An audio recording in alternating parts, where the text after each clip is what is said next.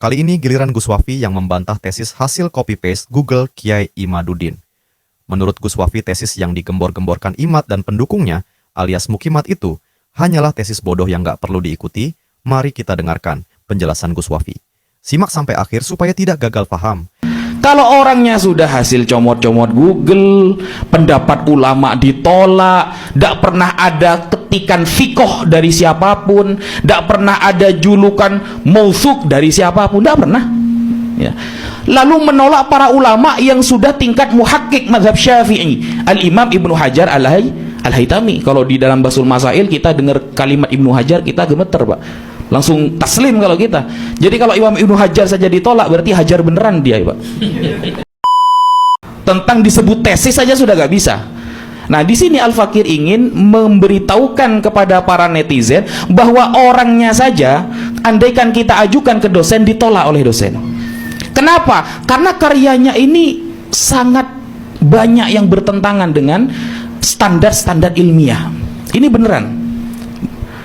Al-Fakir di pesantren dulu jurusan tafsir hadis, Ustaz.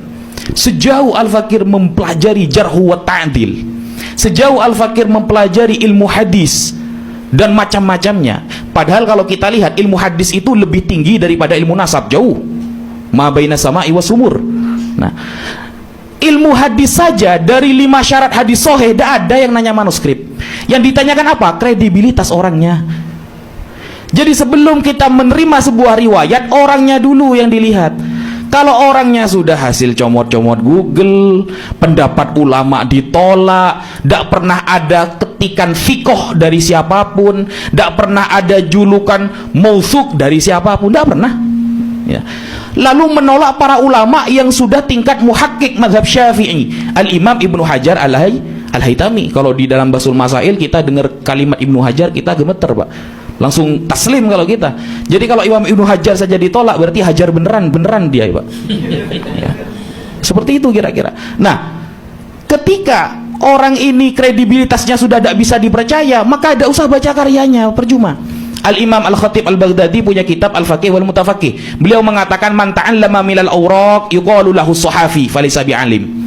Orang yang hanya belajar dari buku tidak bisa disebut alim, itu hanya sahafi, tukang-tukang buka buku. Wa innamal ilmu bitta'allum min afwahil ulama. Ilmu itu bisa didapatkan langsung talaki dari lisan para ulama. Pernahkah dia belajar ilmu nasab? Pernahkah punya guru ilmu nasab? Pernahkah tercatat dalam sejarah dia pernah daftar dari jadi nasabah? Kalau nasabah BRI mungkin iya. Kalau nasabah bermakna ulama nasab, tidak ada, Pak. Tidak ada. Kenapa? Karena ini menjadi standar. Islam itu asbabul ilmi thalathatun, kan begitu kan? Sebab-sebab kita dapat tahu kepada sebuah kebenaran ada 3. Yang nomor 2 kata Imam As-Saffaraini dalam kitab Lawami'ul Anwar adalah khabarus shadiq, kabar yang pasti benar. Kabar yang pasti benar dilihat dari apa? Kredibilitas orangnya. Kalau orangnya sudah tidak meyakinkan, ngapain kita percaya sama omongan apalagi karyanya? Dari dulu seperti itu. Kita kalau diajari hadis, yang pertama ittisalus sanad, orangnya yang dibahas. Yang kedua adalatur rawi, orangnya yang dibahas. Yang ketiga ad-dhabt, dhabt sodr, dhabt kitab, orangnya lagi yang dibahas. Yang keempat syad, tidak bertentangan antara rawi yang fikoh dengan yang lebih fikoh, orangnya lagi yang dibahas. Yang kelima tidak terjadi ilat, ngomongnya agak ngawur, orangnya lagi yang dibahas. Tidak ada hadis itu. Mana manuskripnya yang lebih tua dari Sahih Bukhari? Mutiar, Pak. Hadis-hadis Sahih itu mutiar, jangan diadik gitu itu. Kenapa? Karena bisa hilang semua. Nah, kenapa kemudian ilmu nasab yang jauh di bawahnya ilmu hadis kemudian sok-sokan mau nanya manuskrip kitab sezaman, dan orang pertama kali yang melanggar tentang aturan sezaman adalah Kiai Imaduddin sendiri. Kita buktikan. Ketika Kiai Imaduddin ingin memindah nasab Sunan Gunung Jati, saudara, ya, yang awalnya beliau memiliki manuskrip tahun 1033, beliau manuskripnya tahun 1033, mau dipindah dari Ubaidillah kepada Musa Al-Kazim. Musa Al-Kazim wafatnya tahun 183 Hijriah. Antara 183 mau dinaikkan ya kepada 1033 yang berarti abad 11 awal, itu terpaut 850 tahun. Coba kita tanya, mana manuskrip zamannya? 850 tahun terpaut, kita tunggu sampai kita poligami semua. Gak mungkin bisa, saudara, gitu. Kan Kan mending balik ke Ubaidillah 550 tahun kan, dipindah ke Musa Al-Kadzim jadi 850. Seperti itu. Jadi ketika dia menetapkan syarat kitab sezaman, maka dialah orang pertama kali yang melanggar aturan itu sendiri. Atau ketika dia menjelaskan Al-Imam Ali Al-Uraidi punya anak yang bernama Muhammad yang wafat pada tahun 230 Hijriah, punya anak lagi yang bernama Isa wafat pada tahun 270 Hijriah, tapi berdalil pakai kitab abad ke-6, kan luar. Yang dipakai Tahdzibul Ansab, yang dipakai Al-Syajarah Mubarakah abad ke-5 ke-6, yang dihukumi adalah orang abad ke-3. Kan dilanggar sendiri berarti aturan kitab sezamannya. Ini namanya blunder, standar janda, saudara. Ya. Ya. Memberi aturan tapi dilanggar sendiri. Makanya tidak heran ketika suatu saat Kiai Imad mempercayai, bahkan dengan tegas dia mempublikasikan keterangan bahwa ada Mufti Yaman Syamsuddin bin Syarafuddin membatalkan nasab Ba'alawi, padahal itu dari akun Facebook palsu.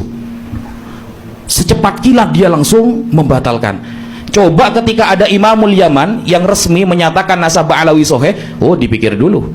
Bahkan dia memberikan standar janda kepada pentahkik Ba'alawi. Saya kasih contoh. Dia mengatakan kalau ada kitab ditahkik oleh kalangan Ba'alawi maka perlu dicurigai, kata dia. Nah, suatu saat dia itu tidak mau sama kitab Tuhfatuz Zaman yang ditahkik oleh Al-Habib Abdullah Al-Habashi, padahal beliau terkenal muhakkik yang terkenal di daerah Yaman. Nah, ketika Habib Abdullah bin Al-Habashi ini, Habib Abdullah Al-Habashi mengkritik Habib Salim bin Jindan, dipakai sama dia. Ini kan apa ini namanya? Ketika keuntungan itu ada pada dia, dia terima, tapi ketika tidak ada keuntungan dia tolak. Nah, kemudian istilah Abdullah dan Ubaidullah yang katanya dia dua orang, saya teringat ketika diskusi dengan teman-teman ya, lintas agama. Biasanya teman-teman Kristen rata-rata mengatakan Yesus dan Nabi Isa itu beda orang. Beda orang. Padahal kalau kita lihat dalam penelitian para pakar dari kalangan kekristenan, ya satu orang. Buktinya ada gereja namanya Isa Al-Masih. Itu perspektif ya. Dalam pakar itu mengatakan sama. Nah, ini Abdullah sama Ubaidillah beda orang katanya.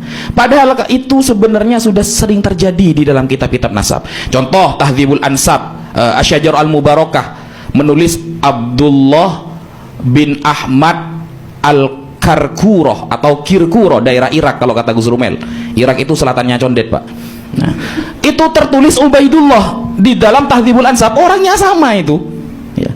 Atau Abdullah bin Husain Asy-Syajari tertulis di dalam Syajarah Mubarakah. Di Tahdzibul Ansab tertulis Ubaidullah bin Husain Asy-Syajari, sama saja itu. Itu dipermasalahkan, bayangkan sekecil itu menjadi masalah. Nah, apalagi ketika penyebutan manuskrip tadi ya, as-suluk, berjarak, berlompat. Oh, ini berarti tidak kredibel. Berarti Abdullah yang ada di dalam as-suluk bukan Abdullah, adalah keturunannya Ba'alawi. Hanya gara-gara penyebutannya loncat. Padahal penyebutan loncat-loncat itu sudah sering terjadi, bahkan sejak zamannya Nabi Isa, Pak. Kalau kita buka di dalam Matius 1 ayat 11 Perjanjian Baru, ketika Nabi Isa disebutkan silsilahnya, itu antara bapak langsung ke kakek gitu. Maksudnya hal seperti itu biasa gitu loh, gak perlu diperdebatkan guys gitu. Nah, tapi kok jadi masalah kepada